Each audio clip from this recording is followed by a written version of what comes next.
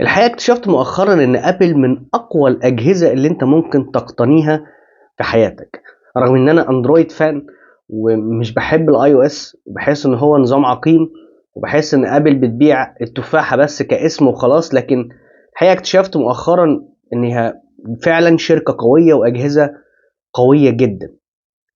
ده اللي خلى رأيي يتغير، ان انا واقع تحت ايدي الباشا ده، الايباد اير. الايباد اير 1 اول ايباد تعمله ابل.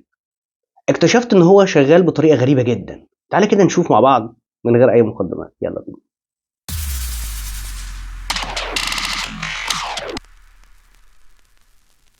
ما تنساش تعمل لايك للفيديو واشتراك للقناه وفعل زرار الجرس عشان يوصلك كل جديد.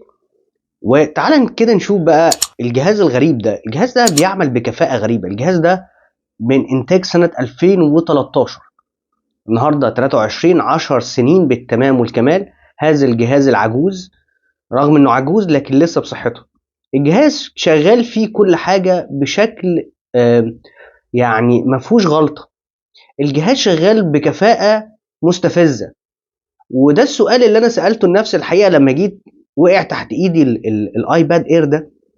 هل في جهاز اندرويد من 10 سنين شغال بنفس الكفاءه؟ فده السؤال الحقيقه اللي انا يعني سالته لنفسي وما ما لقيتش اجابه عليه، او بمعنى اصح حسيت ان انا بقول كلام مش منطقي.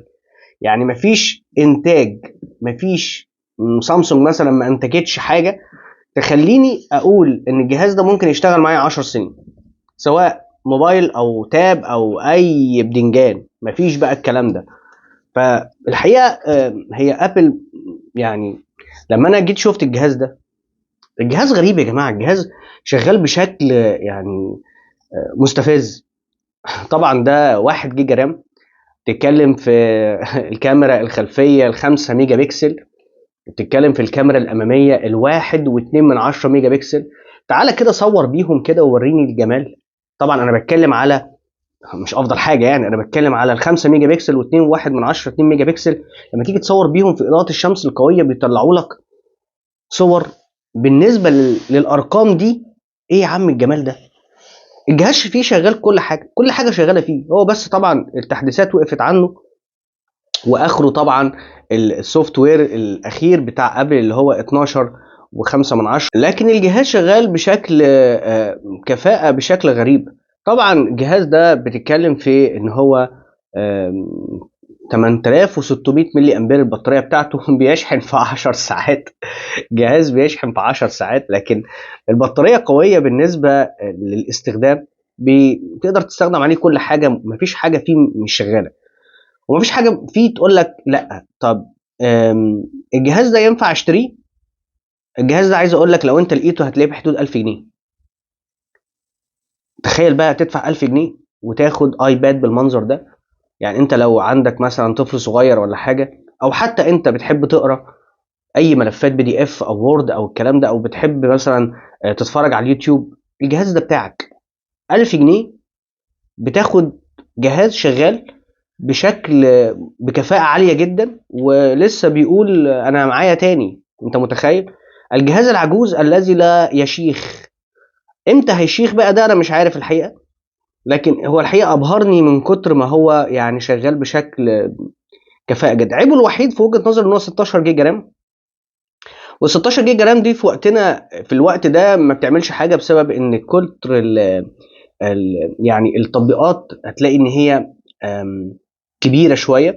فبالتالي 16 جيجا رام ده العيب اللي يخليك يعني مش حابب الموضوع قوي.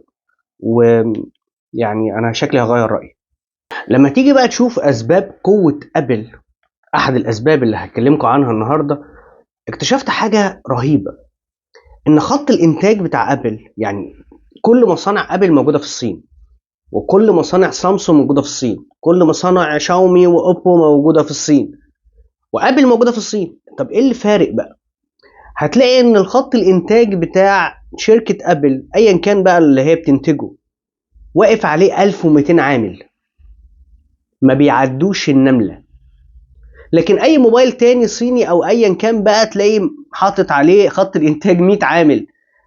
ففي فرق ضخم في الدقه، في التصنيع، في ان كل حاجه صح قوي. مفيش غلطه قوي، فتلاقي الدقه جامده جدا.